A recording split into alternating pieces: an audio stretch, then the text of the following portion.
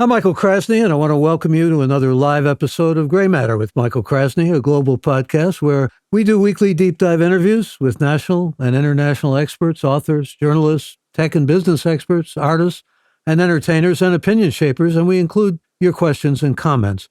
We cover a wide range of intellectually engaging and timely topics and issues distinguished by high-level content and technical excellence. To become a member of this podcast, please simply go to graymatter.show, and that's gray with an E. In this episode, we talk to journalist, blogger, columnist, podcaster, and technology writer Mike Elgan. I call him a cosmopolitan bon vivant. He is the author of Gastronormal, The Art of Living Everywhere and Eating Everything, and he publishes the newsletter Machine Society on Substack and a weekly opinion column in Computer World. He also contributes to a variety of different publications and joins us, believe it or not, from Venice. And we'll talk a little bit about that, not the one in Southern California, the one with the gondolas. And we invite and we welcome your questions and comments. And I welcome this week's special guest, Mike Elgan. Good to have you. Great to be here. And thank you so much for having me on your show. I really love this show. Thank you for that love. We need all the love we can get. And love coming from you is especially a privilege to hear. I'm going to go into talking to you about AI. That's really what we advertised for today and how it's changing humanity with a new generation of platforms, particularly, or the ones that are part of the future. I know you're not a futurist, but you put us squarely into thinking about the imminent future, and we're going to discuss all that. First, I thought I'd talk with you about the book you wrote, Gastronormal, and really the book I mentioned, because it's fascinating to so many people, and they want to find out how you do it. And I think, to some extent, the secret is you travel and you work at the same time. That's as simple as that. That's right. You just travel slowly and work. And the idea that behind the concept is that you avoid the tourist bubbles for the most part. You live in real places with real neighbors. You shop locally. You get to know people, and you sort of become a temporary resident, a temporary local, actually. And then you learn so much about a place. So many people, especially Americans, who have less vacation time than a lot of other people around the world, maybe get 2 weeks a year to travel, and maybe on their bucket list is to go to Europe. And what do? They say, well, I want to see the Eiffel Tower. I want to see the Leaning Tower of Pisa. And they have a sort of list of what they imagine to be the great things to see in some other place. And what I've discovered is that the great things to experience in another place aren't buildings. They're not towers. They are people, their neighbors, their neighborhoods. There's getting lost and then getting unlost, finding out just how people think and how they talk and how they view the world. That's the reason to travel. Buildings are nice, but it's really it takes a long time to really immerse yourself into a place. And if you're just doing it on vacation, you don't have the time to really do it. So you have to work while you travel and travel while you work. Otherwise, you're never really going to feel what it's like to be a local in lots of faraway places. Yeah, you really immerse yourself into the culture and the food. There's a picture I recently saw from St. Mark's there in Venice. Yeah. It looks appetizing. What if you're a picky eater, though, or if you don't necessarily adapt to learning languages or even picking them up in any good way? Well, I'm a perfect example of one and not the other. So I'm not a picky eater at all, but I'm not particularly adept at languages. And in fact, for somebody who's a little lazy and kind of busy and who speaks English, it's actually pretty difficult to acquire languages abroad, because almost everywhere you go, people speak English, especially in Europe. And so we interact with a lot of food people because we're obsessed with food, my wife and I. And so we're dealing with chefs and winemakers and people like that. And pretty much they all, to a person, speak English. Now, my fluency in various European languages and also in Arabic, because we do go to some Arabic countries, I can't call it fluency. I can get by. I can always get through a restaurant menu and that sort of thing. And, where's the bathroom? That sort of thing. Almost everywhere we go. Can't really hold interesting conversations. And it hasn't been that much of a handicap for me. But I am still embarrassed to say that I'm not particularly adept at foreign languages, even though we've been living abroad for most of the last 17 years or so. What about kids? I mean, you've got a princess daughter, I know, right? Well, I have a granddaughter, So we had my wife and I had children very young, and our kids grew up fast, became adults. Now they're on their own, and we're free to travel without worrying about high school and all that kind of stuff. And so, and my kids grew up traveling as well. So we're all super into traveling. And in fact, my two sons and my granddaughter are the main reasons we go back to the United States at all. I mean, as well as other family. But if it, before my granddaughter was born, for example, we'd be outside the U.S. for 6 months, 8 months at a time. Now we can survive about a month, maybe a month and a half without seeing our granddaughter and have to go rushing back. So it's actually the fact that my kids are grown up benefits our lifestyle because we don't have a full-time home, and some of our stuff is at one son's house. The rest of it is the other son's house. And so we could sort of use their garages for storage, and that's really helpful. It'd be hard to be a nomad if you had kids who were small, Yeah. though. I mean, other than homeschooling or that sort of thing. Yeah. That's right. That's right. In fact, my granddaughter is homeschooled and to a certain extent world schooled, which is when you're homeschooling while traveling abroad. People do it.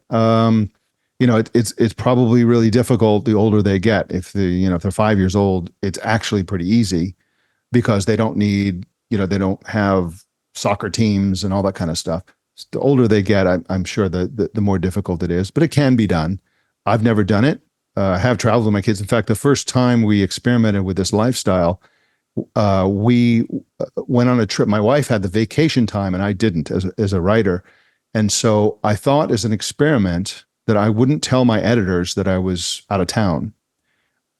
Seems like no big deal now because there's so many people who work remotely and so on. But back then, I think it was 2006, it was very uncommon. And in fact, we went to Central America to go from one Mayan ruin to another Mayan ruin, just sort of Mayan ruin hopping. Wi-Fi was rare. A lot of this stuff was much more difficult. And I discovered at the end of 6 weeks that my editors had no idea that anything was different. I was taking meetings in jungles. I thought they could hear the monkeys and animals. They couldn't, or drop the call during meetings. I didn't. And I realized I can do this. Unfortunately, my wife had a corporate gig for a while, which she eventually quit because we were in Athens, and she said, we have to just keep doing that. So she picked up the phone and she quit from her position at AT&T. We've had an enviable life from many people's perspective. I must say, in fact, that I keep thinking about Ralph Waldo Emerson, one of my early heroes, who said, travel is a fool's paradise, but also you get all the benefits of travel, and that's wonderful. This is your nirvana. I've heard you use that word to describe it. We don't mean nirvana in terms of extinction of consciousness here. We mean nirvana in terms of paradisical nirvana. And there are already questions coming in about the nomadic life. Before we begin talking to you about AI, I had just said a little bit to Mike before we started talking live and having this conversation that I was in Venice with my wife, and she developed Montebenicki beforehand, developed a corneal abrasion, and we had to go to the other side of Venice, which is kind of like the other side of the moon. I mean, you go into the villages, you go into the places that are not explored that often, and that, I think, is also extraordinary and enviable. You haven't written a travel book, a specific travel book yet, have you? Not really. The travel journalism is an area that I think is fairly difficult to do. First of all, it doesn't pay very well. Second of all, there's so much of that kind of, stay at this hotel, stay at that hotel. It really determines to a large extent, if you do it in the standard way, that you have to try everything. You have to do all the stuff. And many travel writers aren't really travelers. They're locals in the place that they're writing about for travel. My preference is basically because what attracts me as a journalist in technology and in travel is human culture. So human culture fascinates me. And in technology, I read about how technology changes us. And some of the places we go to places that don't change. For example, I think the most unchanging place that we go to frequently is Fez, Morocco. Fez is a 900-year-old city at least. And some of the houses you stay in, some of the houses we live in are 600-700 years old. And when you're out and about within the Medina, of course, Fez has a modern outer ring, but inside the ancient Medina, people live like they've lived for years. For example, people make everything. So that people making teapots and people making bowls and people making dresses. And the people who make dresses decorate the dresses with this string. But before they decorate them with the string, they make the string in the Medina. And string tends to be very long. So you sometimes you have to duck underneath two people who are 50 feet apart who are making string that's going to be, I mean, it's just incredible how low tech everything is in the Fez Medina. It's astonishing. Everything has to be delivered by a cart or by donkey. They use donkeys to actually do the trash collection every night. You have to jump out of the way of donkeys every time you go anywhere in the Fez Medina. It's really like time travel. You're a high-tech guy, though. I mean, this must be, yes. in some instances, a bit disconcerting because you're used to all the high-tech stuff. Not at all. I love it, actually, because I kind of run the gamut or I live the full spectrum, because we go to, when we travel abroad, we tend to go to very traditional places. I mean, Venice has got a lot of over-tourism, but everywhere you look, you'd see the centuries. And we go to Oaxaca, Mexico, and we have friends who are indigenous Oaxacans. We go out into the Oaxaca Valley, and you don't know what century it is. And yet I go to Silicon Valley and interact with all these ideas about how, we have this next level sort of thinking, especially on AI. This is the most advanced thing that's happening in Silicon Valley. So I actually really enjoy the spectrum, and I don't get too caught up in either end of the spectrum. I like to go back and forth. And in fact, that's part of the joy of traveling, is that everything is always new. And my idea about that, if I can bend your ear on this for 20 seconds or so, is that I believe that the human brain, the human mind, is hardwired for craving the lives of other people. And that's why our species is so obsessed with stories. Oral storytelling traditionally, but movies, novels, you name it. What is a story? A story is you sort of live in your imagination vicariously through other people. You live other lives. When you read a detective novel, you kind of like, you kind of feel what it's like to be a detective in the 30s or something like that. Well, travel is something similar. So while we're here in Venice, I get to sort of live the life of a Venice resident for a little while and sort of immerse myself and because I think this is something deeply satisfying to the human mind. You make me think of Whitman, contain multitudes. Yes. Yeah. And you seem to contain multitudes just in terms of the travel and what it's afforded you. Let's actually bring in some questions that are coming related to the nomadic life, and then we'll take on AI, which I promised on Discord and in mentioning the program initially. This is Will from Boise, Idaho, says, is there anything you miss because you don't have any roots? Absolutely. To be very clear, there's a series of trade-offs. When you live what I call residentially, when you have a house or an apartment, you give up lots of things. You give up a lot of freedom. You might have to take care of a yard. You have to deal with neighbors. You have to pay your taxes. You have to do all this kind of stuff. I have to pay taxes too, unfortunately. But when you live nomadically, you have a lot more freedom, but you also have a lot more inconvenience. And I think that there's a huge number of people who would absolutely hate this lifestyle. There's some people who just love being home. They love. I have friends like that. They're homebodies or they're farmers, or they have something. Their passion is rooted to a place very profoundly, and that's great. That's a personality trait. Other people have a personality trait where they just what's next. And for such people, the inconveniences of travel. For example, my wife and I live out of. Excuse me, if you like stability and community, though, it's not the nomadic life. You get a lot of community. You can get a lot of community. We have a lot of communities around the world. Transitory community, though. Yes, unless you revisit them, which we tend to do. But it's the little things of life. Living out of a suitcase. We live out of 2 suitcases each, basically. So you really have to pare it down. We go to all these amazing places and we see all these amazing things that we'd like to buy. We don't buy them because there's no place to put them. Little things like that you don't think about. Travel can be very inconvenient, especially in Venice. So we have typically travel around. I have a big heavy backpack with all my tech stuff in it, and two, bags, basically. My wife has two bags and her backpack. And to get to an apartment like this one in Venice, we have to cross 15, 20 bridges, up the stairs, down the stairs, up the stairs, down the stairs. Sometimes it's slippery. So it's little inconveniences like that, after traveling across the world and then slogging. There's a lot of slogging, a lot of dragging, a lot of Ubers, a lot of buses and trains, and a lot of time in airplanes. And for a lot of people, that's not worth it. For me, it's absolutely worth it. It's just a personality thing. Well, here's Tanya from Austin, Texas, who says, you were a digital nomad before working remotely was a COVID necessity. Where do we stand supporting remote work post-COVID? And thank you for the question, Tanya. It's a great question. And I am a big proponent and cheerleader of remote work. In fact, that's one of the areas I write about is advocating remote work. I think remote work is a great idea. There's the most recent research I've seen today that's out there, if you can search for it in Google News or something, is that they think that in general, working remotely can reduce your personal carbon footprint down to about 58% of where it was before, nearly half. So there are lots and lots of benefits. I just think that people would I would rather have flexibility in their work and would be much more happy and therefore more productive.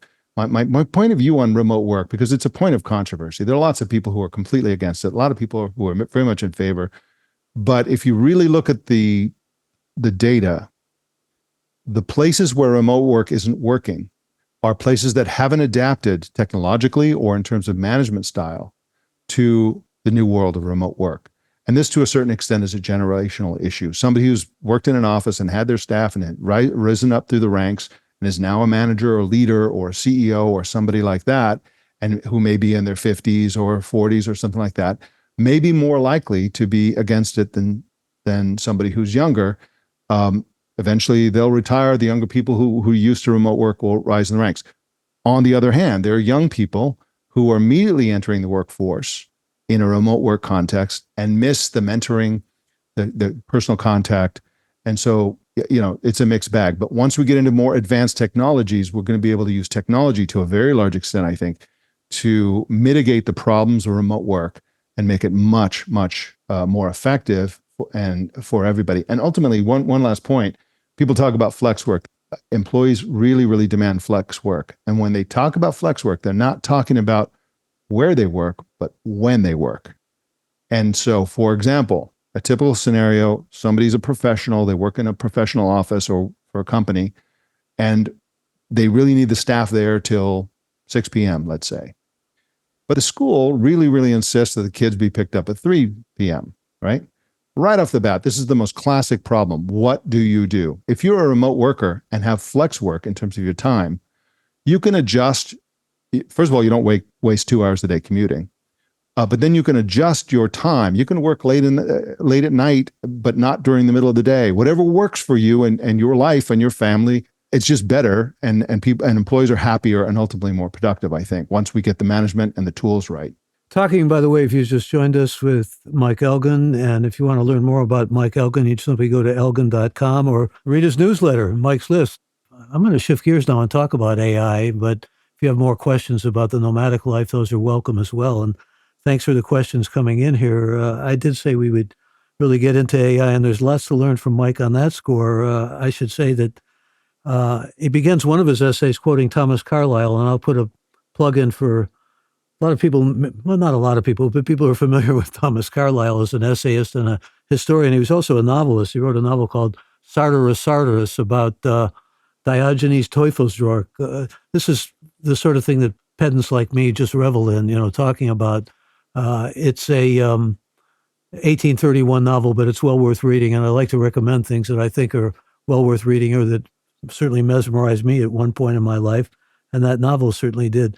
But the point of mentioning Carlyle is that Carlyle said, we're in the mechanical age. And Mike is a strong believer in the fact that we're in the mechanical age and sees mechanization of human discourse and virtual realities, augmented, mixed. The realities that are really sort of taking over our reality, or what we used to think of as our reality, and making us living more mechanical and living in a more mechanized age than we ever would have imagined, even 10 years ago.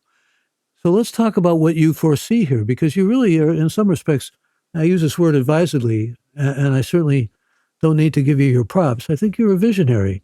You don't go whole hog on futurism, but you give us a sense of where you stand and why you stand there. And we're talking about avatars and holographs, and we're going to have our own replication of ourselves. Yes. You say that work won't even necessarily be loss of jobs. You'll have a replication or a clone of yourself doing a job instead of you doing a job. This is all Brave New World stuff, but it's coming. It absolutely is. What I like to do is put together the technologies that are in development, sort of project where they're likely to be in a few years, and then combine them together, and then crucially apply what I know or think I know or believe about human nature and what humans will accept or reject, how they'll react to these realities. And, you know, the thing that you mentioned, Thomas Carlyle, in 1829, he was making the observation that mechanization, 1829 mechanization, we're talking, sort of just that he thought the printing press was this high-tech thing, was affecting people and changing how society works and all that. And that was the insight that really struck me. And I think a lot of us are not ready for what's about to happen because, yes, the mechanization of societies, the machines we use, not just digital machines, but all kinds of machines, do affect how we think, how we interact. And really, when you talk about a social hierarchy, who's on top, who's on the bottom, who are the wealthiest people in the world? They're Elon Musk and Jeff Bezos and Mark Zuckerberg and all these people who have harnessed the machines of our age. And you could go back to, the robber barons. They were harnessing the machines of their age. So our entire hierarchical structure, to a certain extent, is determined somewhat by how we're able to use the mechanized tools in our midst. AI is going to change all of that stuff. And you mentioned, digital twins. The simple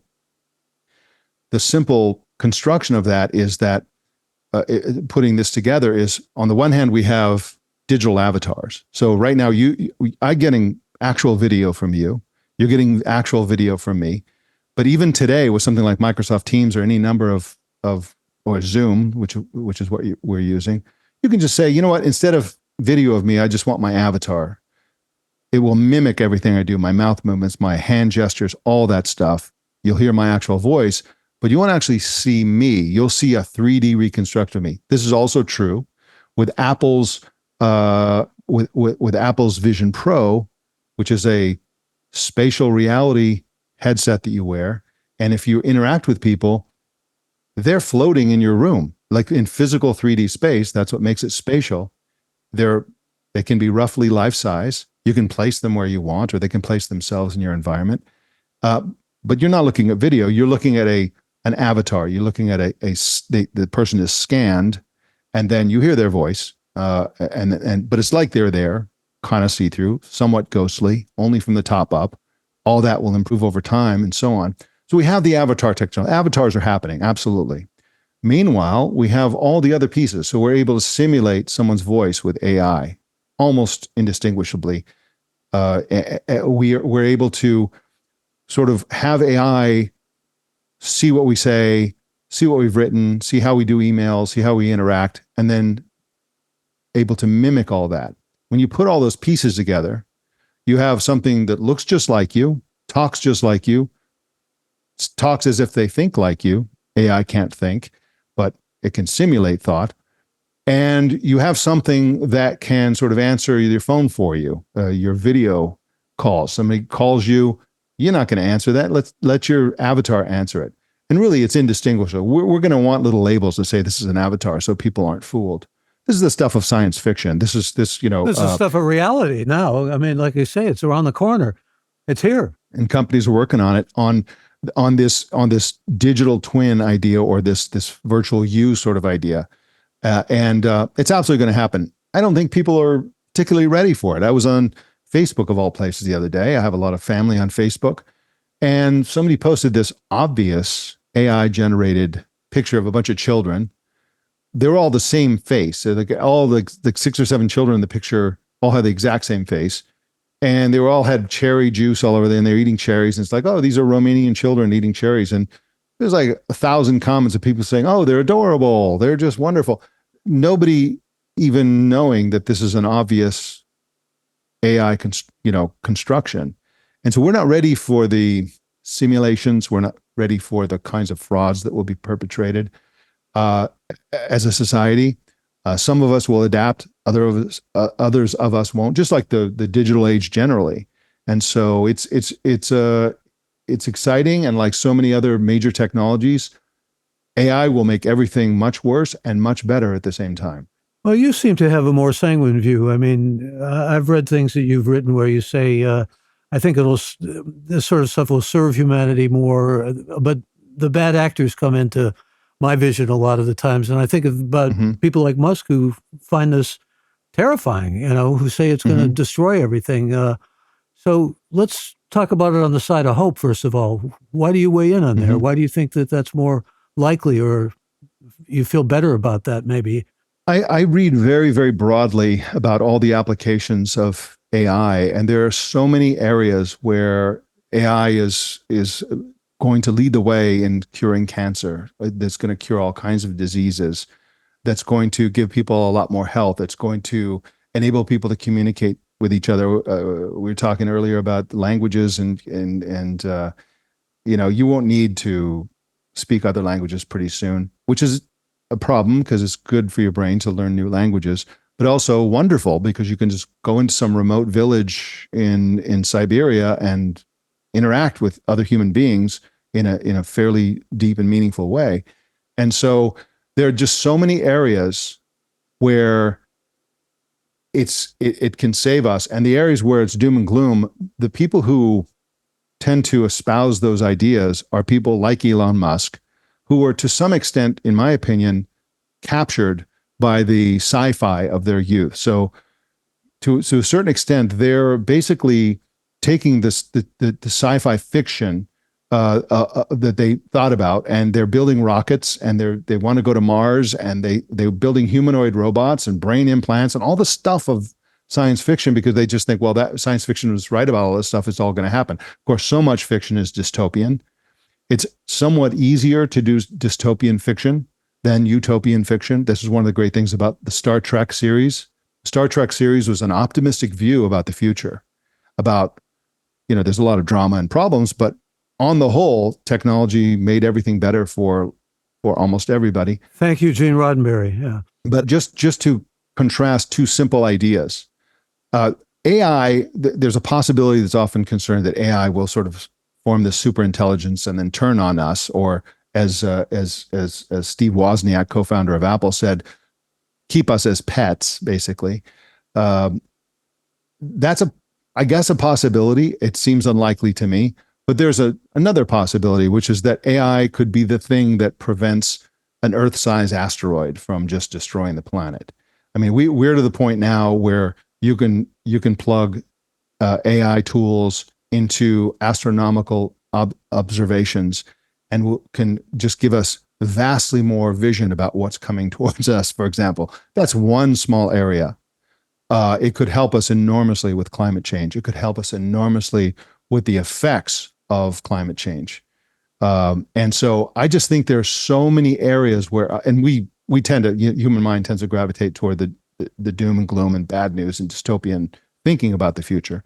But actually, there are just thousands of ways that AI can save us, can help us, can solve our problems that are really plaguing us. And I think that's at least as likely as the doom and gloom scenarios. Well, here's a question right on point here from Rich, not necessarily doom and gloom, but he wants to know, he says, in 10 years, we could get to a point, and thanks for the question, Rich. Rich is in Benicia, California. We could get to a point where we don't need humans to do many repetitive tasks. What do we do with the newly idled workforce? This has been a common refrain with new technologies. People thought that cars would put everybody out of business, and in fact, it did. So, for example, in New York City, the number of horses that and people that were employed by the horse and carriage industry was enormous. Meanwhile, there were new bridges. The Brooklyn Bridge was being built, and people who were getting cars and driving in. So it just changed everything. But lots and lots of people were put out of work. But you don't see a lot of unemployment. The unemployment picture is better in New York now than it was, 120 years ago. And every time that there's something that automates labor and threatens to put people out of work, it doesn't cause this mass unemployment. What's much more likely is that AI tools will enhance us, that we'll use them as our partners. And any job that can be fully done by a robot or by artificial intelligence should be, because the human mind is something very special. We will never simulate it. We'll never replicate it, I should say. And so we should always be sort of herding people toward the work that only people can do. And I think that artificial intelligence will create a lot more wealth, will create a lot more opportunities. And I think that will help us to a certain extent. Now, this will, the problem, of course, is this will not be evenly distributed across the world. We have rampant inequality and tons of problems that AI will never solve. But I think in general, the fear that, people are going to be replaced, I think that's very unlikely. I think the most likely scenario is that will make people super productive and much more effective in their work, and it may reduce their work week, which would also be nice. Like I said, I like the way you look at things as positive. I keep thinking about all that talk about all those green jobs that were going to be available, that we're going to be replacing people who are out of work. But I don't want to sound skeptical, especially in light of the positive light that you put on things. I got a question from Keith in London, and thanks for the question, Keith. He says, Mike, great discussion about AI this week with Jeff Jarvis and Jason Howell. We had Jeff Jarvis on with us as well just a few weeks ago. He says, do we need to stop referring to AI as he, she, and think of it as a tool? Or maybe call it they. That's the pronoun that's taking over now, right? Mm-hmm. What do you think? I prefer it. It's an it. And I think that's important that we think about it like that. I wrote a piece for Fast Company where I did a lot of thinking about what's happening when people started having the Amazon Echo and the Apple HomePod and the Google Assistant appliances in their homes. We have a generation of kids who are growing up with this AI-like voice assistant where you can talk to it, it'll do things for you. And their kids were tending to be somewhat rude to it and sort of occasionally abusive toward it, just experimenting with that. And lots of parents were sort of correcting the kids and saying, you should say please and thank you and that sort of thing. And so my whole point was, no, let's not teach kids to be polite to Alexa. Let's teach them that it's an appliance like the toaster or the refrigerator. Whether they're polite or not makes no difference to that voice. It only sounds like a human. It is not a human. The reason we're polite is because human beings deserve respect and consideration, but appliances don't. And so I think we should be teaching children, because kids growing up in a world with all this artifice and fake people, and they need to know that people are people and things that simulate people are not even close to being people. And I think this is an important thing for all of us to remember. When I write about AI, I say it, and I don't say he or she, because it's an appliance, it's a machine, it's a thing that is plugged into the wall. But these machines, and this goes to the heart of a lot of the things that you've made us more aware of, and I give you kudos for that, but the microprocessor-based machines are altering humanity. Yeah. They're shifting the whole human form and the whole human shape of what we have conventionally thought of as humankind and humanity. Yeah, absolutely. I mean, one of the things that we are very comfortable with and familiar with, which were once high tech long ago, are you and I are both wearing glasses. We're both using things that enable us to hear something. We have essentially things that we wear, or prosthetics, or we have, people have an artificial leg or something like that. We've been doing man-made body parts for a long time, or enhancements to the human body. And so what AI represents in one of its forms, in the form that people are most aware of now with the chatbots, is that now it's going to start augmenting our mind. It will help us. It will be prosthetic memory instead of a prosthetic leg. It will be artificial knowledge. So this week is one of the most groundbreaking weeks in what will eventually be the history of AI ever, because both OpenAI, which is the big the big company in San Francisco that brought us ChatGPT and DALL-E, the tool that where you can create pictures by text prompts, and also Google, both demonstrated what they call multimodal AI that includes video. And so they're both pointing their phone at something and having interactions with artificial intelligence about what is seen by the AI through the phone's camera. What's interesting about that is Google, at some point in their demo, the demonstrator picked up glasses and continued the session with glasses. So the AI is seeing what you see. When you turn your head, it now sees what you see now that you've turned your head.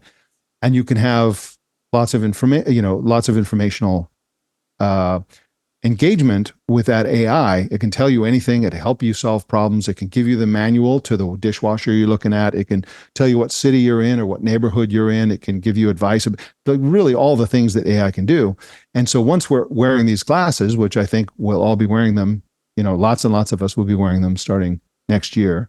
They exist without the video-based multimodal AI now.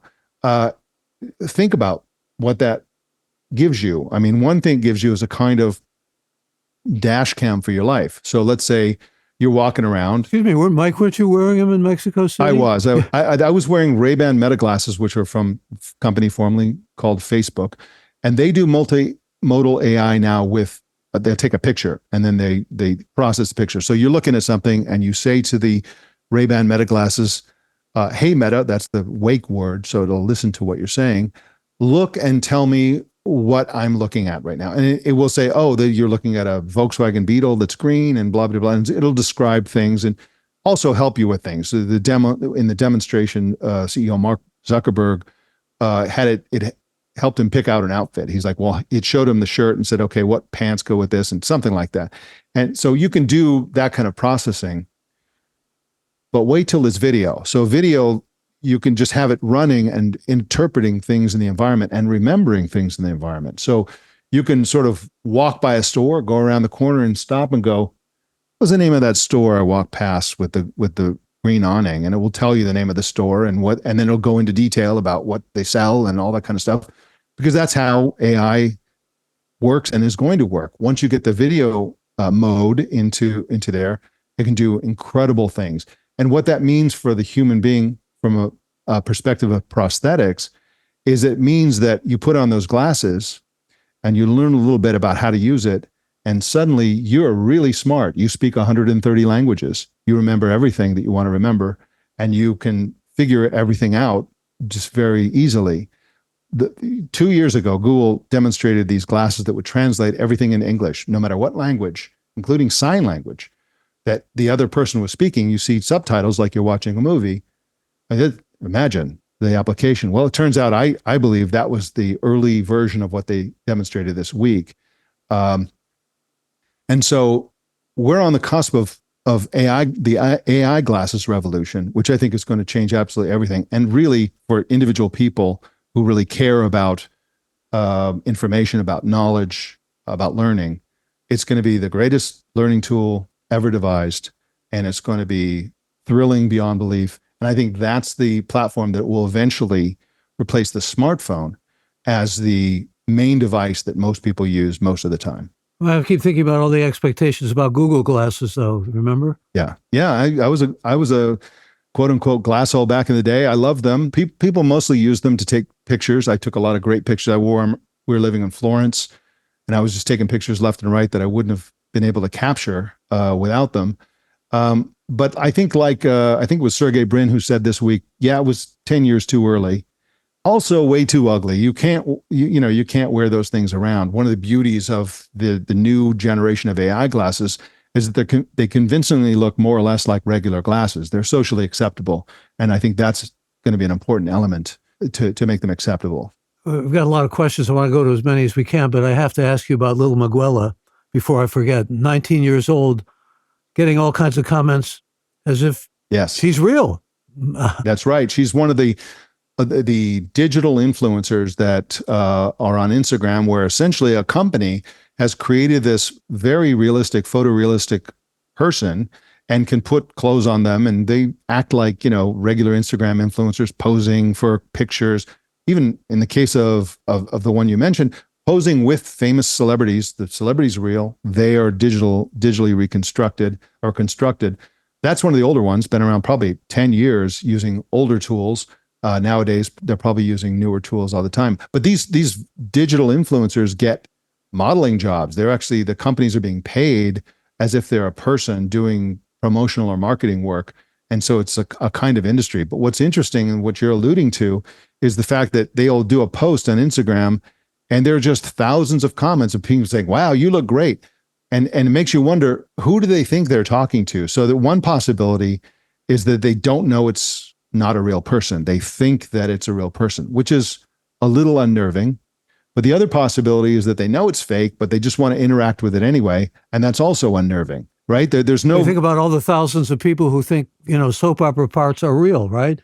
It's the same, yeah, exactly. Same notion, yeah. Of course, I think everybody should react to that sort of thing that I do, and that is not leave a comment. I mean, if I were to leave a comment, I would say, wow, you guys really are great at this, creating these virtual images. This looks fantastic. You really nailed the lighting. I wouldn't say, wow, you look great, because there's no you there, right? And so this is one of the ways that I think, I guess is potentially dangerous, where we live in a world where so much is artificial. The voice on the phone may be AI generated. The people we follow, the people on the news can be all AI generated.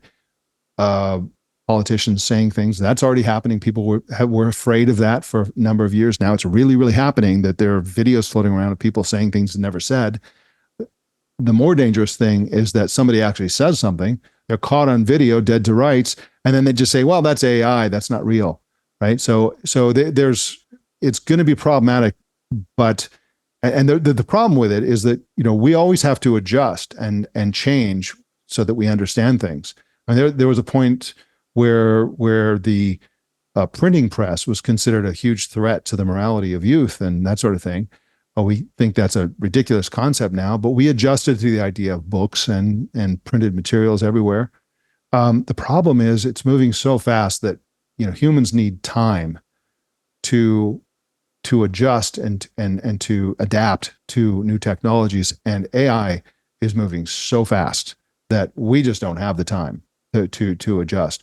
And so that's why it's more of a burden for those of us who spend a lot of time studying these things, to explain it to as many people as possible and to contextualize what's happening so that people understand what's really going on. And this is especially true of children. And I'm very much aware of this because my son is has a startup in Silicon Valley where he actually makes a product that helps teach kids about AI. And the whole point is, you have to understand, this is not a person. This is something that people built, and it's not like a human being, even though it sounds like one and eventually will look like one. What we used to call culture lag, and it takes constant education, monitoring, vigilance. There's a question right on point this is Tanya again from Austin, Texas. Thank you, Tanya. She says, AI has been used to fool the public by imitating celebrities and politicians.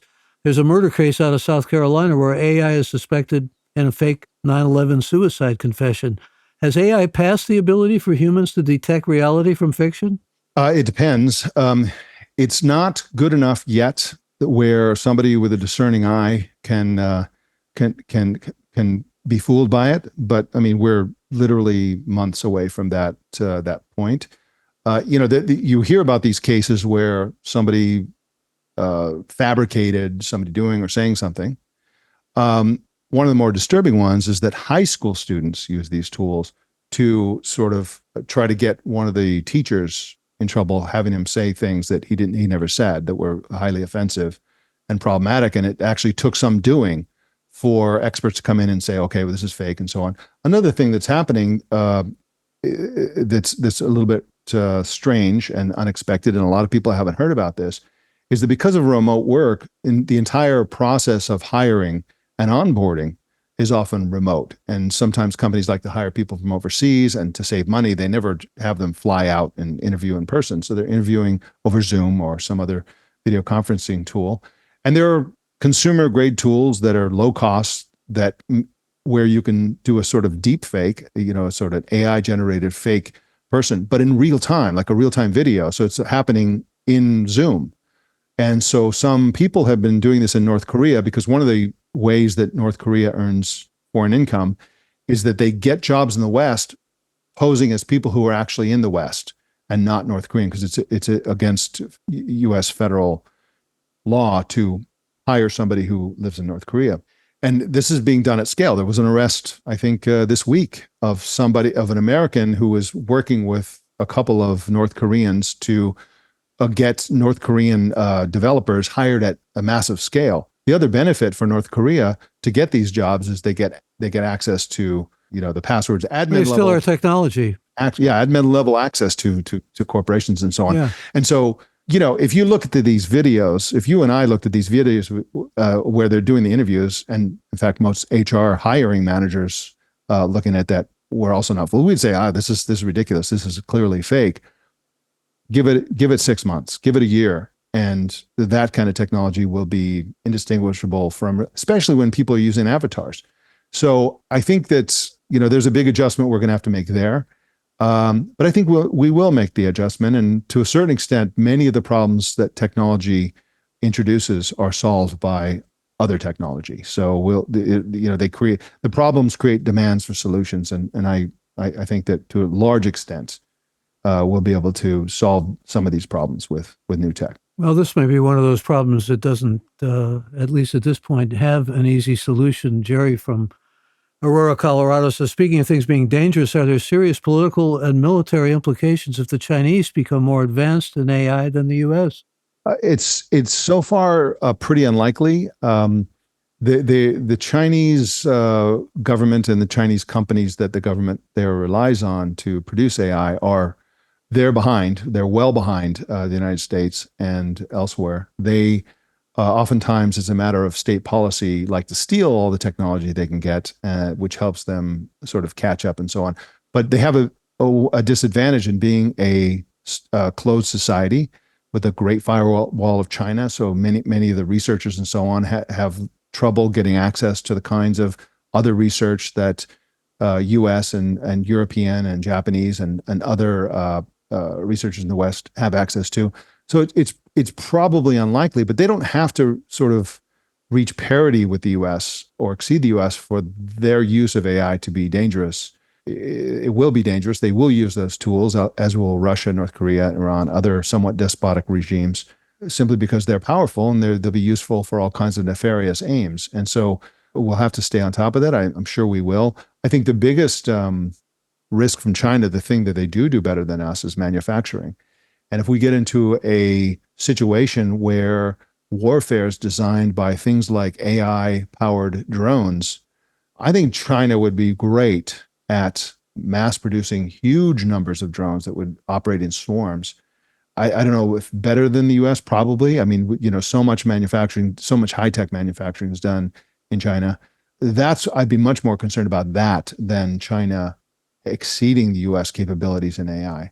I was relieved of some anxieties as for many years a professor when I read something you said about it's going to be very hard to use AI to generate essays, which is something that a lot of educators are clearly and maybe disproportionately concerned about. We talk about that a little bit, but I've got a question from Reed up in Santa Rosa in California. He says, do you anticipate an AI psychotherapist that can actually be effective? Well, first of all, I don't. My instinct is that that's not a good idea. I don't know enough about psychotherapy or any of that area, but I do think that whenever I sort of wince a little bit whenever I hear about, the solution to insufficient number of people caring for the elderly in hospice or something like that is to have robots do it, or have robot pets instead of real pets and stuff like that. And I tend to think that people who would need a therapist or would need end-of-life care or any of these other things, I just believe that what they really need is another human being. They need the human touch, in fact. Yes, they need the human energy. They need the human, they need to know it's a human or a real Labrador retriever that they're petting and not some robot and not some simulation. I personally would be horrified by something like that, where if I was lonely or needed some sort of human contact, I think it would be worse to have a robot than nothing. You know what I mean? Because It's just like, I don't know, there's something that really bothers me about that stuff. But again, maybe the availability of it, the privacy of it, maybe there are benefits of it that I unaware of. So we'll see. But we already have, of course, that sort of thing starting to emerge. Did a podcast with Abraham Verghese, who now has a best-selling book out in the world of fiction, and who also is a physician, professor of medicine at Stanford, and talks about how important just tactile touching is Yes. in people's lives. And robots can't do that, at least not robots that are presently in operation. Here's Cindy from Miami, who says AI could cause an even greater gap between haves and have-nots. How could we redistribute wealth to allow everyone to benefit? Well, let's take the first premise of her question, the greater gap, because we can get into questions about ideology and how to redistribute wealth, not necessarily an area that you or I should speak to, but if you want to, go ahead. I think your expertise has more to do with just what it's going to do to that gap. It's going to increase it probably. Huh? The hierarchy that you spoke of earlier. Yeah, I think it probably will. The huge gaps that we have now, there are certain metrics. The wealthiest people are now, pushing a couple $100 billion net worth.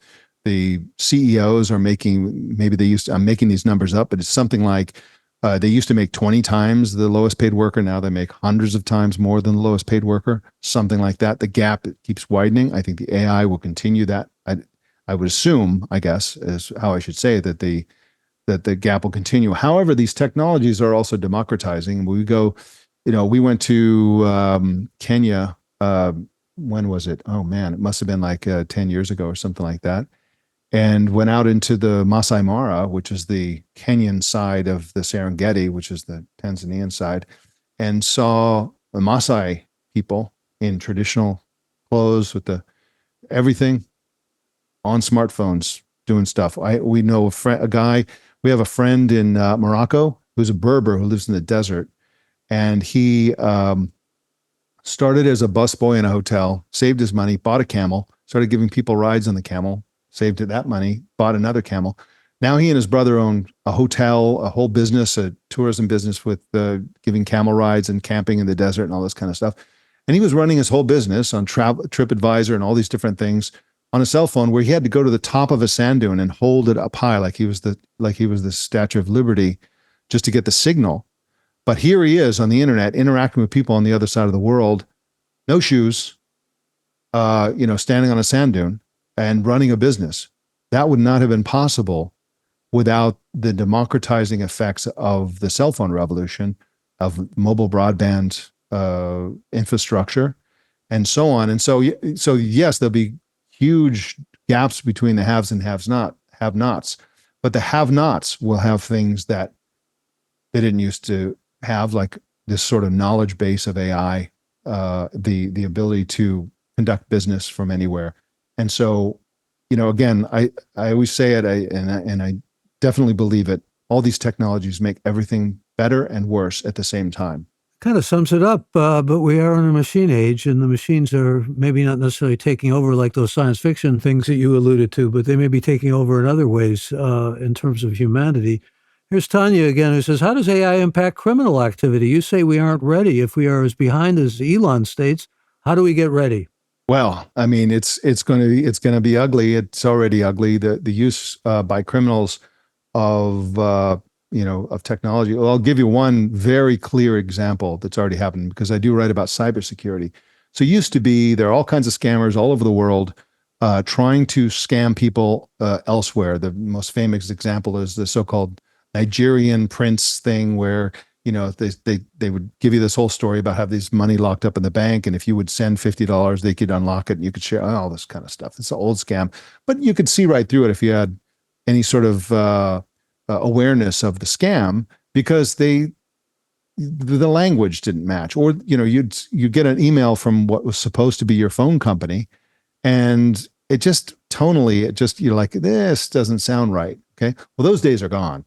The scammers can just put that stuff right into ChatGPT and have flawless English. For example, one of the things that you can do is you can simulate the graphics, the wording, the everything of anything especially if you're doing email scams or trying to scam people with a voice. Another example is that somebody whose ability with the English language is limited and who has a strong accent, even when they try, can just do an AI generated voice. It will convert their actual voice into eloquent English, changing the words, pronouncing it perfectly. And so you get a call from somebody who says, well, we've detected that you have a problem. Can we give us access to your system and we'll fix it? That sort of thing. So this is already happening today. AI is already a big boon to scammers and criminals. And of course, there's the creative energy around committing crimes will never stop. And so we're going to be surprised by all the new ways that scammers can use this information. But again, lots of people are going to be taken for a ride. A lot of people are going to have crimes committed against them. But the defense at the end of the day is probably going to be counter AI. And in fact, if you're a cybersecurity expert working for a company trying to protect the company's assets, you're already employing AI-based counter cyber attack tools, because if you're not, you don't stand a chance. But you remember those Facebook messages you get from a friend who says, I'm in a terrible situation here. I'm a non-nomad and I'm trapped, whatever. Yeah. This could happen with a replicated clone voice. Yes. I mean, that's imminent too, isn't it? Absolutely. That is absolutely going to happen, probably already happening. And it's a real shame because, again, some of us, I'm immersed in this stuff all the time. And I've been scammed once too. And so what hope does somebody who have spent their entire life thinking about other things and who haven't had the luxury of really immersing themselves in all the things that scammers can do with technology, they're sitting ducks to this kind of thing. And these scams happen all the time. And all we can do is fight back in everywhere we can, but it's going to happen. And we can hope that companies like Meta on Facebook can be part of the solution. And by the way, one of the things that occurred to me a couple of years ago is that we have so much disinformation on places like social media, and lots of disinformation in the actual media, because journalists are actually targets of disinformation by state actors who are experts in trying to convey their point of view or trying to create confusion or division in rival societies. Russia wrote the book on this stuff. China's getting into it more and more all the time because it's very effective.